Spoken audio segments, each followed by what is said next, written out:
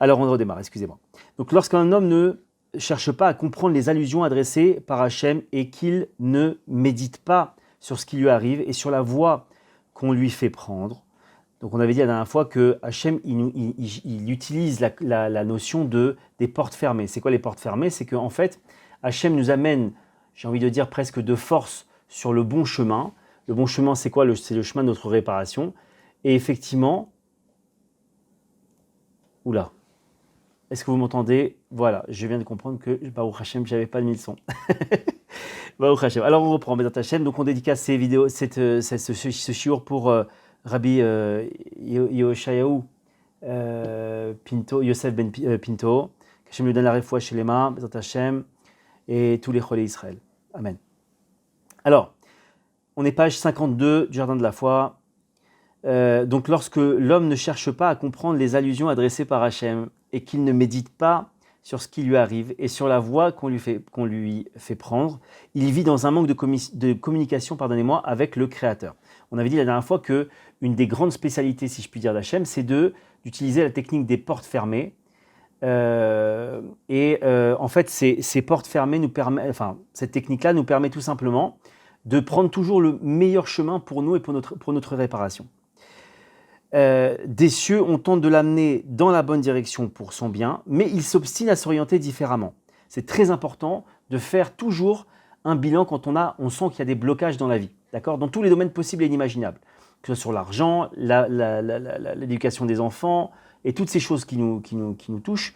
Dès qu'il y a des blocages, il faut faire j'ai envie de dire une espèce d'introspection, une espèce de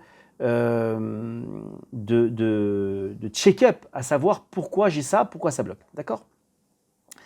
Donc une nouvelle fois, on l'arrête, on le pince, on le frappe, ok? On l'arrête, on le pince, on le frappe, mais il continue dans sa voie, il s'entête, il veut pas comprendre le message, il veut pas chercher à comprendre le message, d'accord?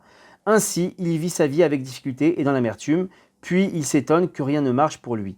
C'est exactement ce qui peut se passer. Très souvent, on peut avoir des gens qui mais qui vivent en tout cas énormément d'épreuves qui s'enchaînent continuellement, ça ne s'arrête jamais, d'accord? Eh bien, c'est exactement l'explication de pourquoi ça arrive, parce que nous ne sommes pas à l'écoute des messages d'Hachem, et en fait, on ne s'arrête jamais pour faire le bilan, donc on veut absolument s'entêter et continuer dans la voie qui nous semble la meilleure, et ce qui fait que on a continuellement des coûts, tout simplement, et qui, comme on l'a dit la dernière fois, qui augmentent crescendo pour qu'on se réveille à un moment donné. Voilà. Celui qui s'entête à poursuivre ses désirs contre la Torah est enclin à recevoir des coups très durs, car il n'est pas en contact avec la volonté divine. D'accord? On l'avait dit ça, je crois que l'année dernière on l'avait dit, mais peu importe, on le répète, que notre map, notre carte, à savoir où est-ce qu'il y a où est-ce qu'on ne doit pas aller, où est-ce qu'on doit aller, est tout simplement la Torah. D'accord? Il se contente toujours de satisfaire ses appétits et de poursuivre ses illusions. C'est parce qu'il est entièrement absorbé par la poursuite de ses appétits qu'il ne voit pas qu'on lui fait signe. D'accord? Il est omnubilé par cela. Qu'on lui fait signe et qu'il n'est pas donc dans le bon chemin. Il est donc nécessaire de le secouer vigoureusement pour qu'il réalise qu'il fait fausse route. D'accord? Donc il en va de même pour celui qui suit la voie de la Torah. Très intéressant. Normalement, c'est la première réaction qu'on aurait dû avoir, c'est ok, ça c'est celui qui ne suit pas la voie de la Torah. Donc celui qui suit la voie de la Torah, normalement, il est tranquille, on ne l'embête pas, on ne lui fait pas de mal, rien. Et pourtant, on voit qu'il y en a dans la voie de la Torah qui subissent des choses. Explication. Il en va de même pour celui qui suit la voie de la Torah, mais qui conçoit la Torah d'Hachem selon sa compréhension, ses propres idées, selon ses désirs, ses aspirations, sans voir les signes célestes, lui indiquant que sa mission est autre. D'accord? Donc même dans la Torah, mes chers amis, on peut prendre un mauvais chemin. On peut croire des choses, on peut interpréter des choses comme on le ressent, et au final, on se plante. Il continue à s'obstiner et à chaque fois, il tombe et lutte et n'interroge pas Hachem sur la volonté divine. Comme le dit le roi David, que son âme repose en paix. Guide-moi dans tes vérités, fais-moi connaître tes voies, enseigne-moi tes sentiers et aussi guide-moi par ton conseil, etc. Mais s'il étudie la Torah dans une yeshiva et qu'ils accomplissent les commandements, les mitzvot, donc, il ne peut atteindre son but, pardonnez-moi, même s'il étudie la Torah. On aurait pu dire, ah, c'est bon, il est tranquille, lui. Il étudie la Torah, il n'y a pas de problème. Même s'il étudie la Torah dans une yeshiva et qu'il fait toutes les mitzvot, il ne peut atteindre son but et accomplir sa mission dans le monde. Sa vie est pleine de vaines batailles et de souffrances superflues. Une chose très importante de ce qu'on vient de dire ici, mes chers amis. Le check-up qu'on doit faire, on ne doit pas le faire seul. Interdit de faire ça seul. Comment on fait? On prie Hachem. On lui demande Hachem. Hachem, je suis perdu. Je suis à la croisée des chemins.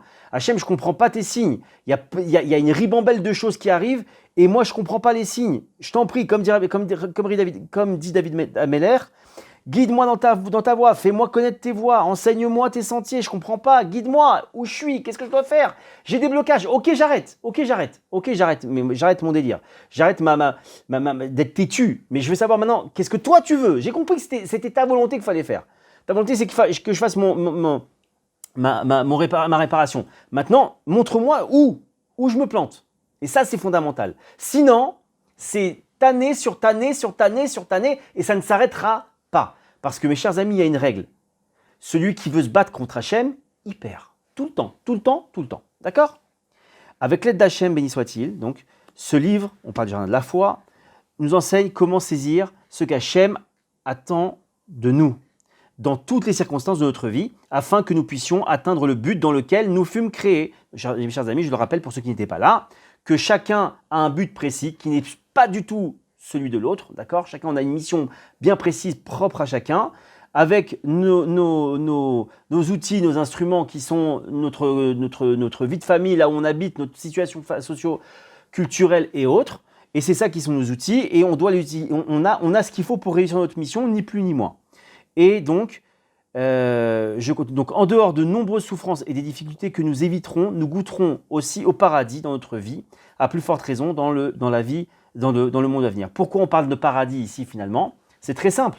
Mes chers amis, quand on suit la bonne voie, quand un enfant, puisqu'on est les enfants d'Hachem, quand on suit la bonne voie, pourquoi voulez-vous que le berger, si je puis dire, il vienne frapper la brebis qui ne s'égare pas? C'est absurde, il n'y a aucun intérêt à faire ça. Il va frapper la brebis qui s'égare, mais par contre la brebis qui continue son chemin bien comme il faut, au contraire, il va l'aider. Il a compris que c'était une brebis qui voulait avancer dans le bon chemin, dans le chemin que le berger a tracé pour elle. Et là, on va être aidé. Donc effectivement, l'image, vous l'avez compris, c'est nous par rapport à Hachem. Et donc effectivement, à chaque fois qu'on va vouloir prendre le chemin qu'Hachem demande, eh bien on sera aidé. D'accord? Alors on continue. En dehors de la foi, de la Emouna, il n'existe aucune raison de vivre. C'est fort ça, hein? Car tout finit par la mort. D'accord? Tout effort est vain. Même lorsque l'homme atteint ce qu'il recherche, il ne peut jamais profiter de ses efforts éternellement. Comme il est écrit, comme il est sorti nu du sein de sa mère, il s'en ira tel qu'il était venu et ne prendra rien du fruit de son labeur. Mes chers amis, juste je fais une parenthèse et une histoire qui m'a marqué. J'en ai parlé plusieurs fois dans les conférences que j'ai fait, mais elle est tellement forte que j'aimerais la partager avec vous juste ce soir un instant maintenant. Vous savez, il y a très longtemps de ça, avant de faire Tchouva, Baruch Hashem, j'étais commercial, j'étais dans une boîte et il y a eu et on travaillait donc avec d'autres boîtes, on était revendeurs, peu importe, et il y avait une boîte qui était extrêmement grosse. Elle avait une bracha incroyable, un chiffre d'affaires colossal. Et évidemment, comment c'est monté, entre guillemets? Eh bien, cette boîte, elle s'est montée par, j'ai envie de dire, tout l'investissement, bien que j'aime pas le terme, mais enfin, vous allez comprendre pourquoi je dis ça, tout l'investissement physique, moral, etc., de son patron, qui travaillait nuit et jour, pas de week-end, 24 sur 24, pas de fête, rien. Vraiment, il n'avait plus de vie de famille, rien, d'accord? Des années, il a monté un empire, un empire, d'accord? Maintenant, une chose, donc après, j'ai quitté cette voie-là, du commerce. Et un jour, je rencontre un commercial avec qui je travaillais. Il m'a dit, tu te souviens de cette boîte-là? Je lui dis, oui, bien sûr, je m'en souviens. C'était. Et bien, tu sais que son patron, il a vendu la boîte plusieurs millions d'euros, d'accord? Eh bien, mes chers amis, sachez que le lendemain où il a reçu le chèque, d'accord? de cette boîte, pour la vente de cette boîte, de plusieurs millions d'euros, il a fait une crise cardiaque et il est mort. Cette histoire-là m'a marqué encore jusqu'à aujourd'hui. Pourquoi? Ce type-là, il a donné toute sa vie, toute son âme, toute sa vie de famille, ses vacances, sa Torah, son judaïsme, tout, il a tout donné pour que le jour où enfin il va profiter de la chose, crise cardiaque. Il y a une autre histoire que je voulais partager avec vous aussi, au passage, parce que c'est dans le sujet, que ceux qui connaissent, il y avait vous connaissez la marque Ford, d'accord? Elle est assez connue cette histoire, mais elle est très très forte de sens. La marque Ford, elle a été créée par un homme qui s'appelait John Ford. John Ford, milliardaire américain dans les années 40, ou je ne sais plus exactement, à peu près dans ces eaux-là. John Ford, un jour, est en train de se balader sur comment dirais-je, près d'un lac comme ça, et il voit un pêcheur, d'accord? Il est en train de pêcher, un brave type comme ça, en train de pêcher tranquillement avec son bob comme ça, là, son petit tabouret, ses petits appâts, ses petits poissons, et puis il s'approche de lui comme ça, et puis il lui dit alors ça mord? Alors il dit ouais, bon, j'ai pêché quelques poissons, bon, peu importe. Alors John Ford le regarde comme ça, et puis il lui dit vous savez qui je suis? Alors il dit non, puis il regarde sa canne à pêche, il s'en fiche, puis ce qui l'intéresse c'est le poisson finalement. Et puis John Ford de dire moi je suis John Ford, vous savez, la marque de voiture là, eh ben c'est moi le patron, c'est moi qui l'ai monté. Il dit ah ouais, bon, c'est bien, bon. Il lui dit mais vous savez pourquoi je crée cet empire là? Alors il dit bah non. Alors John Ford de répondre pour qu'un jour je puisse faire comme vous là, m'asseoir tranquillement devant un lac et pêcher tranquillement. Et le pêcheur lui répond naïvement pourquoi vous ne le faites pas maintenant? C'est une réponse extraordinaire du pêcheur, d'une simplicité affolante, mais tellement vraie. C'est-à-dire que le type, il court, alors qu'il pourrait s'arrêter maintenant pour profiter de ce qu'il a. Mais non, il préfère courir, et à la fin, à 120 ans, ou avant en tout cas, finalement, il ne fera jamais son petit moment de pêche. Voilà, c'était juste la parenthèse que je voulais partager avec vous ce soir. Ok. Donc, en outre, l'homme ignore quand il devra quitter ce monde et tous ses projets risquent de tomber à l'eau. Bah oui, mes chers amis, il n'y a personne, mis à part Hachem, qui connaît la date de sa mort. La date de son départ est d'ici, personne ne la connaît, d'accord? En vérité, et de toute manière, il sera repris de ce monde avant qu'il n'atteigne la moitié de ce qu'il espérait obtenir. C'est ce que disent nos sages. Nos sages de mémoire bénis ont enseigné. L'homme meurt avant que la moitié de ses appétits ne soit assouvis. Vous imaginez combien on fait de plans sur la comète, combien on est en train de s'imaginer faire des trucs incroyables et que finalement, la moitié, on n'arrive pas à les faire. De plus, durant la vie, de sa vie, nombre de tourments et de souffrances détruisent la plénitude qu'il pensait trouver. Comme le dit le verset, tous ses jours sont pénibles, son activité une source de colère. Un tzaddik d'une génération passée a déclaré « Tout le monde dit qu'il existe deux mondes. » C'est Rabbi Nachman qui dit ça, elle est extraordinaire celle-là. Un juge d'une génération passée, en fait c'est Rabbi Nachman, je ne sais pas pourquoi il ne l'a pas cité, mais c'est Rabbi Nachman. Il nous dit comme ça, tout le monde dit qu'il existe deux mondes, celui-ci et celui à venir. Nous croyons au monde futur et il est possible qu'il existe aussi un autre monde ici-bas. Pourtant, il semblerait que ce monde soit un enfer, rempli de continuelles souffrances et qu'en vérité, ce monde-ci n'existe pas du tout. Mes chers amis, vous imaginez ce que dit Rabbi Nachman? Rabbi Nachman est en train de nous dire qu'on est sûr que le monde d'après existe, mais que ce monde-là, il n'est fait que d'illusions et que ces illusions font que quand on y croit, quand on rentre véritablement dedans, on vit l'enfer. Celui qui médite sur la vie de ceux qui l'entourent, ses voisins, ses connaissances et proches, voit qu'ils subissent sans cesse des souffrances innombrables, que ce soit dans le domaine de la santé et de l'éducation des enfants, dans leurs âmes, leur corps et leurs biens. Mes chers amis, juste une parenthèse quand même. Vous savez, Baruch Hashem, j'ai le grand mérite d'avoir pas mal de gens au téléphone, de donner certains conseils quand je peux le faire, Bezrat Hashem. Et sachez que j'ai des gens de tout niveau social, des gens extrêmement aisés, des gens plus simples, des gens qui ont un métier incroyable, des gens qui sont au chômage, peu importe. Mais je vous assure, mes chers amis, il n'y a pas une personne, homme, femme, de quelque niveau social que ce soit, qui n'a pas de problème. Je peux vous le dire. Parce que quand on est en connexion avec vous, vous avez, pour certains en tout cas, ils n'ont pas cette connexion. Moi, Baruch Hashem, j'ai cette connexion avec énormément de personnes. Et je peux vous le dire, je peux vous le signer, je peux en témoigner. Il n'y a pas une personne au monde, en tout cas de tous ceux que j'ai vus, et il y a un spectre très large de personnes que j'ai eues, je peux vous garantir qu'il n'y a pas une personne qui passe à travers les mailles du filet. Donc, ne croyez pas que l'herbe de l'autre est plus verte. L'herbe, elle est pas verte, là aussi, d'une autre manière. C'est tout ce que je voulais vous dire.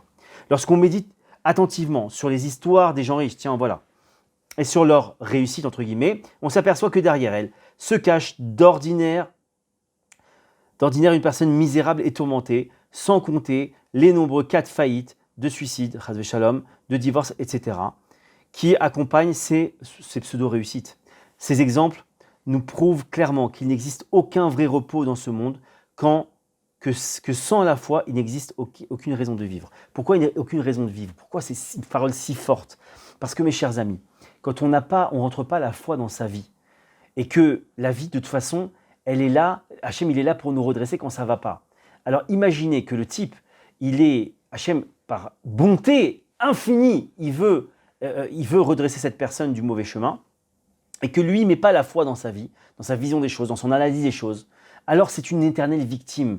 Il subit, un enfer. Imaginez le type, il ne comprend pas pourquoi il vit ça, mais pour lui, c'est de l'acharnement.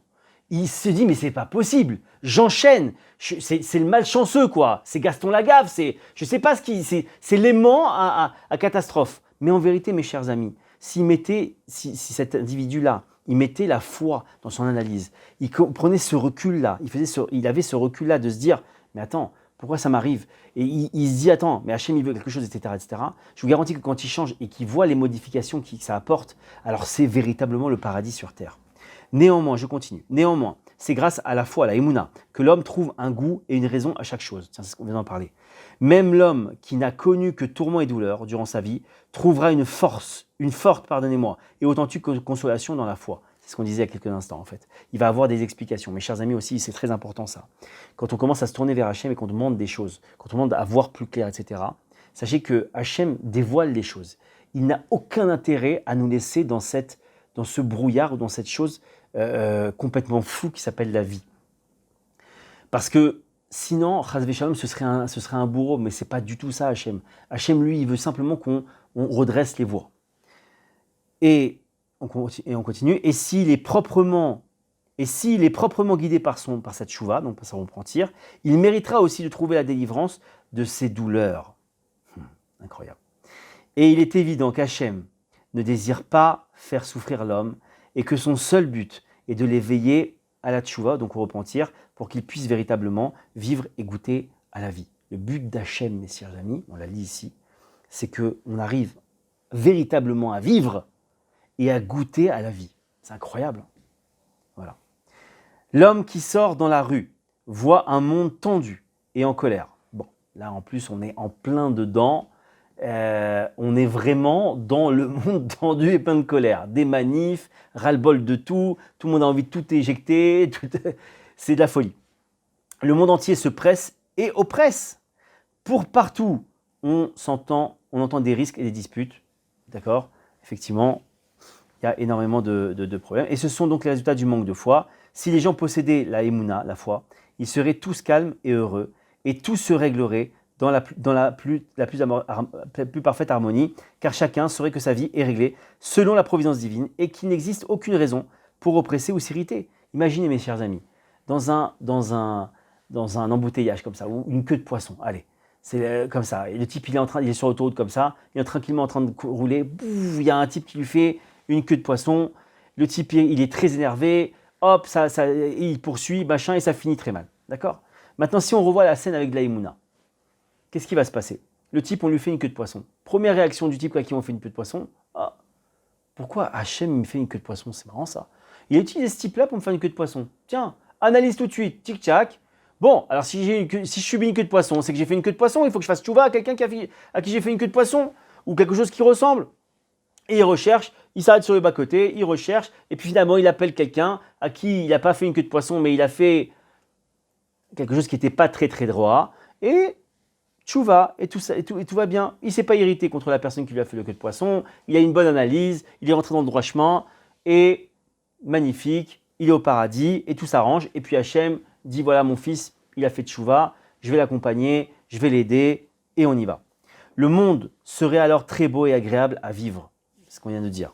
En fait, chacun, vous savez, je vais vous dire, au temps du Mashiach, en vérité, Bekarov, Bezat Hashem Amen, on regardera même pas l'autre. L'autre n'existera plus. On verra, vous savez, on dit comme ça que le mal, il sera palpable. Quand je dis palpable, ça veut dire qu'il sera tellement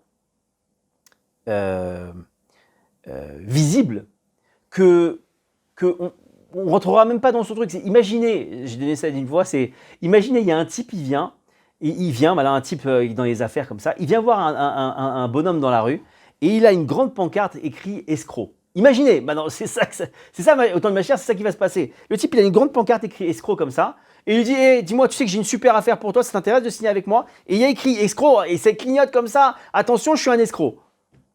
Quel est le fou qui serait capable de signer avec ce type-là? Eh bien, c'est exactement ce qui se passera au temps de Mashiach. C'est-à-dire que le mal, il sera sorti, entre guillemets, il sera tellement visible que celui qui veut faire du mal, j'ai envie de dire comme ça, ou de rentrer dans le jeu, il faut vraiment qu'il en veuille, quoi. Et donc, d'une certaine manière, on peut vivre ça maintenant déjà. Parce que mes chers amis, si on prend le temps de rentrer dans la foi, d'avoir cette analyse-là, ce recul-là tout le temps, dans chaque situation qu'on peut vivre aujourd'hui, avec nos proches, avec nos moins proches, avec les autres, etc., en vérité, c'est exactement ça. Parce que, pourquoi on ne la voit pas, cette pancarte, finalement, qui est déjà là, mais on ne la voit pas? Pourquoi on ne la voit pas? Parce que la spécialité du Yetzer Hara, c'est vite, vite, vite. Vite, vite, vite. Ne prends surtout pas le temps de faire une analyse. Pourquoi elle est si importante, l'Hitbod des doutes dont on parle, on matraque avec ça? Parce que cette Hitbod des doutes, ce moment de contact avec Hachem, ce moment de Cheshbon Nefesh, cette introspection-là où on repasse la journée au crible, mais d'une certaine manière, c'est se dire, on repasse je reprends la scène de l'escroc là. L'escroc, on n'a pas vu la pancarte, on allait trop vite. Alors tu veux vite, vite, vite, c'est le dernier contrat, dépêche-toi, ça va s'arrêter tout de suite, hop. Alors le type, il allait pour signer, il n'a pas signé, puis finalement il revoit la scène comme ça.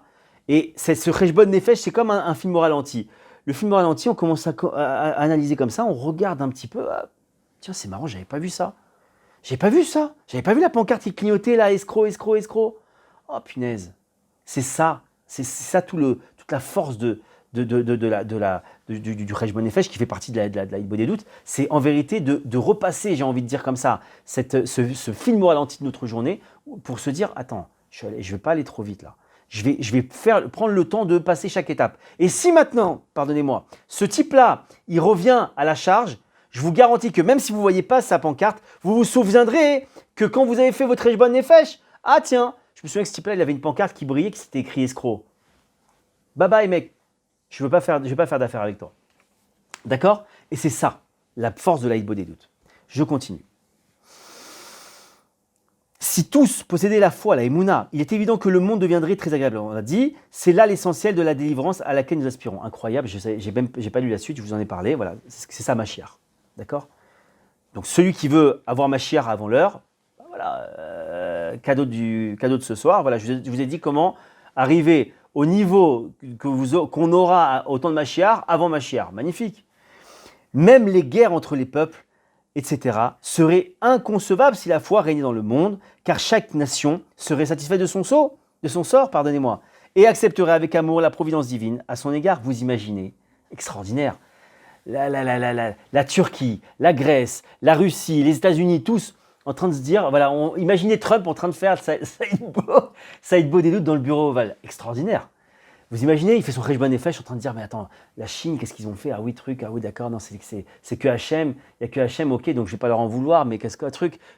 Mais imaginez ce chamboulement que Mashiach il va amener, c'est incroyable. Et bien sachez qu'il y aurait ça.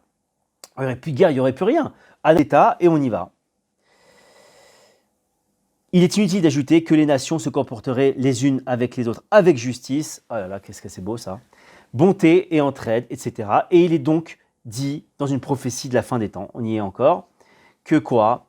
Le loup habitera avec la brebis, le tigre reposera avec le chevreau.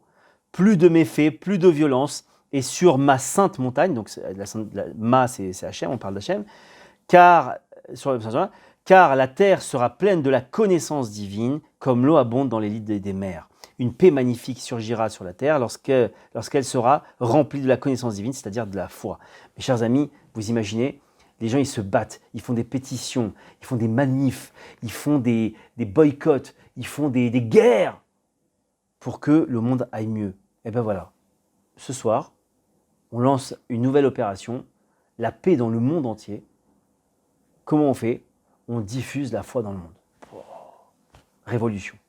Plus de manifs, plus de revolvers, plus d'armes, plus de meurtres, plus rien, plus de combat. La foi. Juste la foi. Et on a la paix partout. Waouh. Il est rapporté encore dans le Likutei Moran Tanina 8, donc encore une fois, les dires de Rabbi Nachman Akadosh, qu'avec le développement de la connaissance divine, donc c'est-à-dire la Emouna, dans le monde à venir, la terre ne connaîtra ni cruauté, ni dommage, et la miséricorde se propagera avec la connaissance. Intéressant. L'essentiel de la miséricorde dépend de la connaissance. Oh, magnifique, mes chers amis. Qu'est-ce qu'il nous dit là, Rabbi Nachman?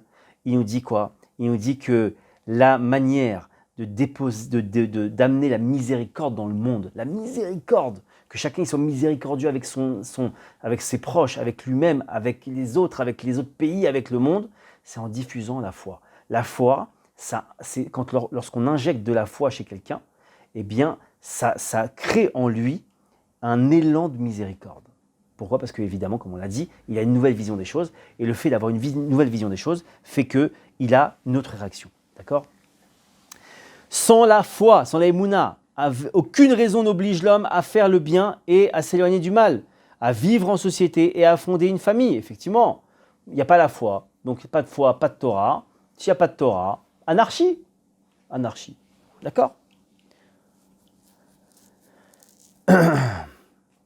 Au passage, les pays où il n'y a pas d'anarchie, mes chers amis, sachez que leur code civil, leur avec un grand S, leur code civil est tout simplement une pâle copie de notre code civil, c'est-à-dire la halakha, où effectivement, là-dedans, dans ce code civil, la halakha, pardonnez-moi, tout est traité, que ce soit des cas des problèmes d'argent, de coupe ou autre, et tout est traité et tout est jugé. Ça a été, prenez d'ailleurs, si vous vous ennuyez un jour, vous faites un comparatif avec le code civil, même français ou autre, et vous verrez qu'il y a des similitudes très bizarres entre les deux codes civils, sachant qu'il y en a un qui est avant l'autre. Je vous laisse savoir lequel était avant avant le code civil français. Bon, voilà, vous avez compris. Donc, on continue. Mais grâce, donc, s'il n'existait aucun jugement, ni aucun juge, ni la mort, si la mort, pardonnez-moi, était définitive, et si rien n'existait après elle, pourquoi l'éthique et la responsabilité seraient-elles nécessaires? Pourquoi le crime et le vol n'existeraient-ils pas? Mais grâce à la foi, tout est bien organisé, Dieu surveille et juge, et l'homme devra rendre des comptes sur toutes ses actions. C'est exactement l'expression catastrophique de mangeons, c'est quoi? Buvons et mangeons, car demain nous mourrons, c'est ça que je crois, l'expression, horrible cette expression, parce que tout simplement, c'est exactement ce que je viens de dire. De dire ça, c'est exactement en revenir à dire, il y a juste ce monde-ci, rien d'autre après. D'accord?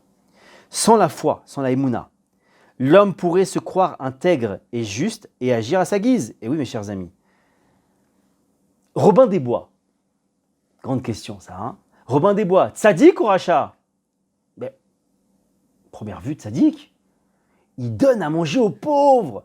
Et il prend à ces riches qui ont tellement d'argent que finalement, sur 1 milliard, 100 000 euros, c'est pas grand-chose, ils verront pas. Mais au moins, il a fait une grande mitzvah, il a donné à manger aux riches. Mais mes chers amis, il est interdit de faire une mitzvah sur le dos d'une avéra, une mitzvah sur une bonne action sur le dos d'une mauvaise action. D'accord? Donc, interdit de voler pour donner aux pauvres. Et puis, cher Robin, puisque tu nous regardes ce soir, cher Robin, t'es qui pour entrer dans la justice divine, pour faire justice toi? Pour croire que ce riche-là, tu as le droit de le voler. D'accord? Bon bref, je ne vais pas rentrer dans tous les débats, mais sachez que l'histoire de Robin des Bois, dans le principe en lui-même, on peut faire un cours de 4 heures dessus, tellement c'est tellement du mensonge, une catastrophe, mais c'est tellement vrai.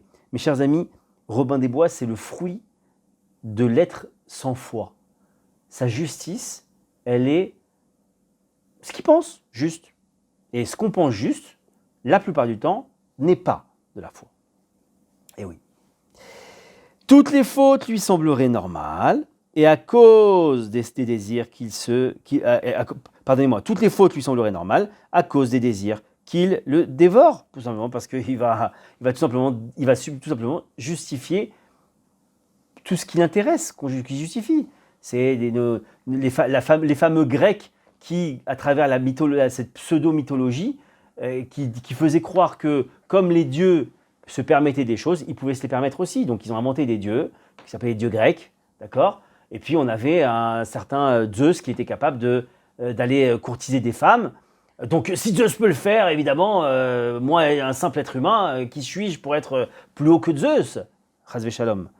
D'accord ? Bon, parenthèse à faire, mais c'est exactement ça. Il trahirait sans hésiter l'amour de sa jeunesse, il tromperait son meilleur ami avec sa femme, sans se soucier de transgresser les principes les plus élémentaires de la décence, qui consiste à ne pas convoiter et à prendre ce qui ne lui appartient pas. Seule la Emouna, la foi, mes chers amis, permet à l'homme de subjuguer ses instincts et de se rappeler qu'il n'est qu'une créature d'Hachem, que toute créature reçoit la portion que Hachem lui attribue. Pas besoin de prendre celle des autres. Et qu'il doit se satisfaire de ce qu'il reçoit et laisser aux autres, merci Robin des Bois, aux autres créatures leur portion donnée par le Créateur. D'accord ? On ne touche pas, ça s'appelle le vol, on ne fait pas de vol. Parce que faire du vol, c'est toucher à la portion. En vérité, c'est quoi le vol ? C'est court-circuiter la répartition qu'Hachem a fait. Hachem il a donné à un 10, l'autre 100, l'autre 1000.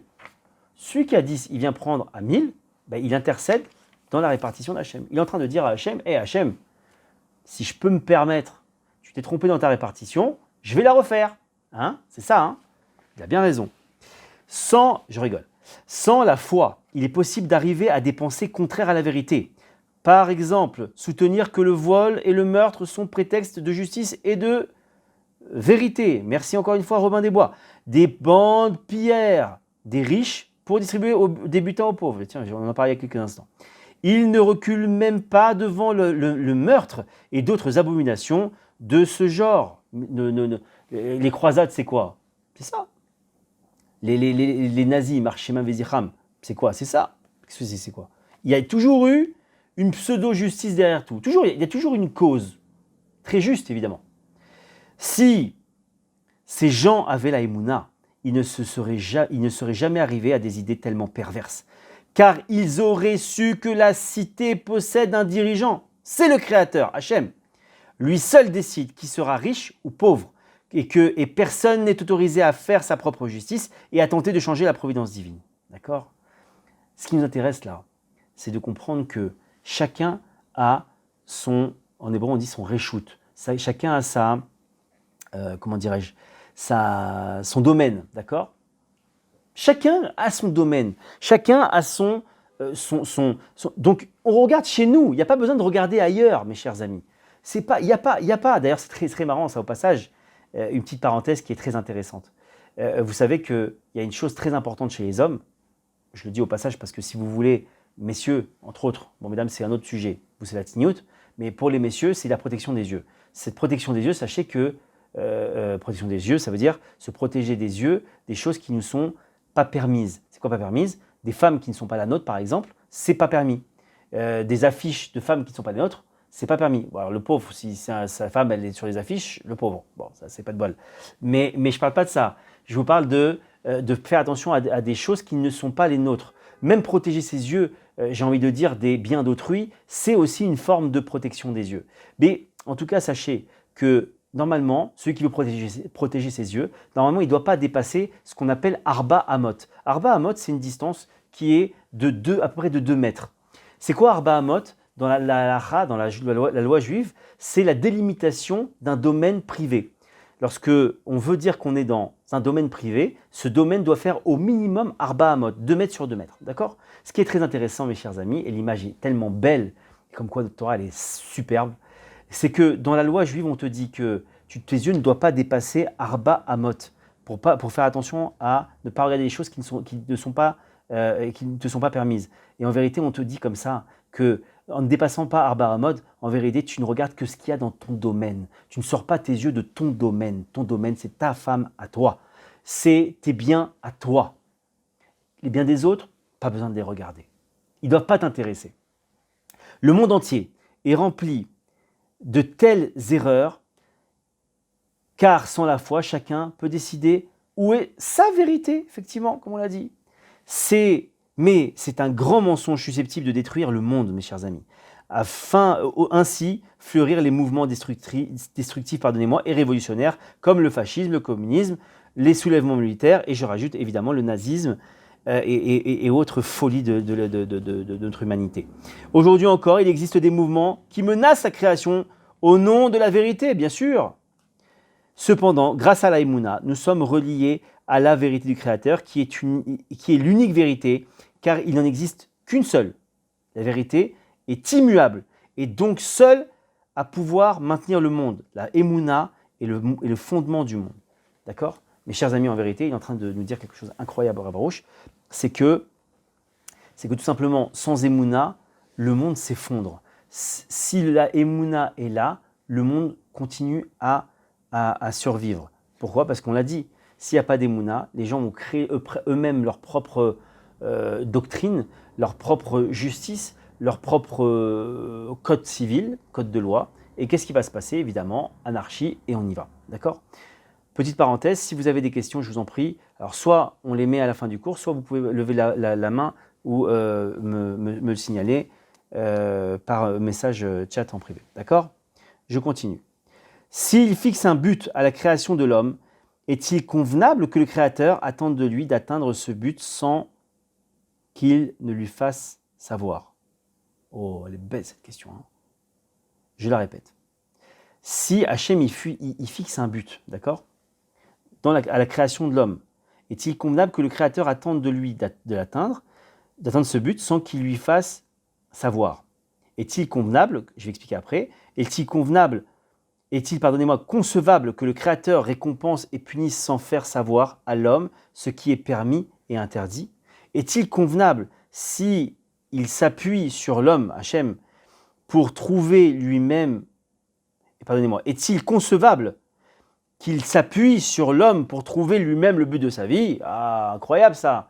Alors quoi, Hachem nous a parachuté dans un monde et on doit trouver notre but et on doit y arriver tout seul et en plus on se prend des coups quand on ne fait pas le bon truc, prend pas le bon chemin. C'est quoi ça ? Je fais exprès. Néanmoins, il est évident que le Créateur doit donner à l'homme des instructions claires sur son existence dans le monde. C'est pourquoi, mes chers amis, il lui donna la Torah et les mitzvot et les tzadikim. Torah, mitzvot, c'est un plan écrit, une carte écrite.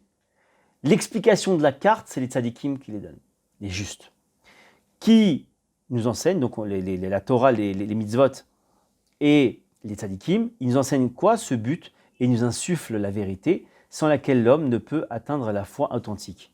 Qu'est-ce qu'il vient de nous dire là ? La chose essentielle qui vient d'être dite là. Mes chers amis, si quelqu'un pense savoir quel est le but dans sa vie, et est-ce qu'il poursuit le bon but ou pas, et qui dit qu'il est sûr, je vous garantis, et qu'il n'a pas consulté ni la Torah, ni les mitzvot, qui ne fait pas les mitzvot, et qu'en plus il n'a pas consulté les tzadikim, mes chers amis, je peux vous garantir qu'il va à 250 km/h dans le ravin. Et c'est impossible qu'il soit dans la bonne voie. Sache qu'on atteint la foi authentique grâce à la Torah que le Créateur nous a donnée. Sans la Torah, chacun peut décider du but à poursuivre selon ses caprices et ses appétits et arriver à de grandes erreurs, comme nous le constatons dans le monde qui nous entoure. Quand on parle de Torah, on parle effectivement de Torah, mais des mitzvot et surtout de ce qu'on appelle la halacha, de la loi juive, qui est notre code de loi et qui en fait met les barrières là où il faut et nous donne les autorisations là où il le faut. D'accord ? Je regarde juste s'il y a des questions. Visiblement, il n'y en a pas. Ok, alors on continue. Bezrat Hashem. Encore 5 minutes, mes chers amis. Après, libre à vous de questions. On verra. Donc, il est évident que celui qui s'oppose à la conception de la Torah s'expose à de grands écartements et de grandes confusions. L'un décide de poursuivre l'argent, les autres les femmes, le troisième un autre désir, et un quatrième une autre illusion, etc.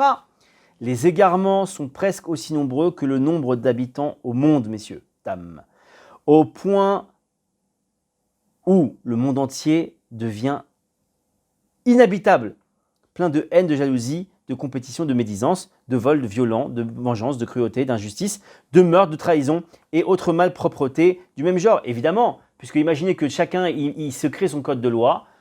Alors, voilà, il y en a un qui décide que quand on le regarde mat dans la rue, il sort son revolver, il tire. L'autre, un autre type, il dit pas bonjour, il va à la boulangerie, la boulangère ne lui dit pas bonjour, hop, il prend une batte de baseball et il casse la vitrine. C'est normal, hein? Bon. Cependant, lorsque les gens vivent selon la loi de la Torah et méritent de vivre pleinement une foi authentique, le monde est très beau, effectivement. Pourquoi ? Parce que tout simplement, c'est Hachem qui a mis ça. Et il sait ce qu'il fait avec son monde, il connaît ses créatures, mes chers amis. N'oubliez jamais une chose, Hachem, non seulement il lit dans les cœurs des hommes, dans les têtes des hommes, dans l'esprit des hommes, quand je dis un homme avec un grand H, évidemment, mais sachez que c'est lui qui nous a créés comme ça. C'est lui qui nous a créés avec certaines tendances, avec certaines recherches de choses bonnes ou moins bonnes, etc. Donc, il sait où est-ce qu'il faut nous bloquer, où est-ce qu'il faut nous brider, où est-ce qu'il ne faut pas nous brider. C'est exactement comme un père face à un enfant. Il connaît son enfant à un moment donné vraiment bien.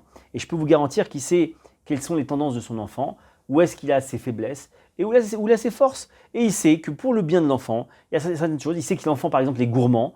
Je peux vous garantir qu'il va fermer la boîte, le placard à gâteaux, à clé, parce qu'il sait très bien que cet enfant-là, il a besoin d'être limité sur ça. Pourtant, un autre, il n'aura pas la même chose, mais en tout cas, voilà. Donc, sachez que les règles de loi qu'Hachem a mis, la Torah, elles sont parfaites pour l'homme, parfaites. Parce que l'homme, soit il va chercher à se justifier, soit il ne va pas vouloir s'avouer qu'il a ses faiblesses. Voilà. Et je finis là-dessus, celui qui se conduit selon la Torah est satisfait de son sort et ne regarde pas la femme de son voisin. Tiens, on en parlait tout à l'heure, d'accord ? Il reste dans son réchoute, dans son domaine. Il est évident qu'il se garde de prendre ce qui appartient à autrui. Il respecte chaque individu, veut la réussite de tous. Oh, magnifique, je vais en parler dans quelques instants. Fait le bien et donne la charité, aide toute personne, etc. Il est honnête dans ses transactions, du business. Il ne ment pas et ne trompe pas. Il se conduit en tout d'après la Torah et la Sainte Emouna. Bref, grâce à la foi authentique, le monde est doux à vivre, exquis et merveilleux. Seul celui qui vit selon la Torah connaît une vie agréable. Mes chers amis, je finis là-dessus, parce que c'est très important ce que je viens de lire, et notamment une chose, d'accord ? Le fait de vouloir la réussite de l'autre. Incroyable de vouloir la réussite de l'autre. Imaginez que... Pourquoi on ne veut pas instinctivement, on ne cherche pas vraiment la réussite de l'autre ? Parce qu'au fond de nous-mêmes, on a peur que cette réussite, elle empiète sur la nôtre, ou elle grignote sur la nôtre, ou que finalement, sa réussite, que sa réussite, finalement, elle aurait peut-être été la nôtre, mais il nous l'a pris. C'est un peu des idées qu'on a dans la tête. Mes chers amis, la force vous savez que Joseph, il a eu 2 fils, Ménaché et Ephraïm. Et vous savez que tous les Shabbats, Baruch Hashem, on doit bénir nos enfants, nos fils plus précisément, nos filles aussi également, mais il y a une bracha spéciale pour les fils où on dit qu'on demande à Hachem que nos fils soient comme Ménaché et Ephraïm. C'est quoi Ménaché et Ephraïm ? Ménaché et Ephraïm, ils avaient une particularité extraordinaire, c'est que c'était 2 frères, et ces 2 frères, ils cherchaient le bonheur de l'autre avant eux-mêmes. C'est-à-dire que leur plus grand kiff, je n'ai pas d'autre mot, leur plus grand plaisir, leur but dans la vie, c'était que leurs frères ils soient super heureux, qu'ils réussissent presque, qu'ils réussissent à la limite même qu'eux, mieux qu'eux, pardonnez-moi. Et que même, quand ils avaient une meilleure réussite, même dans le même domaine, ils étaient heureux pour lui. Ils disaient, mais c'est génial ce qui t'arrive, c'est super ce qui t'arrive. Oh là là, qu'Hachem te bénisse, que tu es encore plus, c'est super, je suis super content pour toi. Et sincèrement, ils le disaient. Au fond de leur cœur, ils étaient sincères avec ça. Mes chers amis, si on arrive à un niveau comme ça, c'est la plus belle chose qui soit. Ça s'appelle l'Aïn Tov.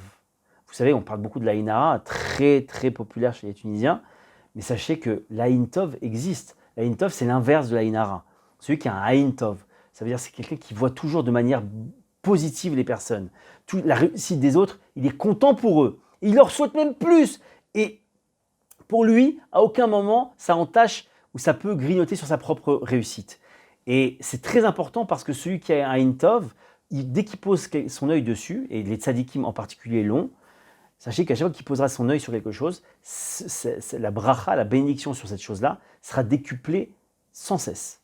Et donc c'est extraordinaire. Donc qu'Hachem, il fasse qu'on soit rempli de foi, Bezrat Hachem, qu'on puisse être toujours heureux de notre sort et qu'on ne soit jamais des rabbins des bois. Mes chers amis, Shavua Tov, que des bonnes nouvelles. Si vous avez des questions, c'est le moment. Sinon, qu'Hachem vous bénisse. Tout le monde dort? Non, tout le monde est là. Bon, merci pour votre écoute.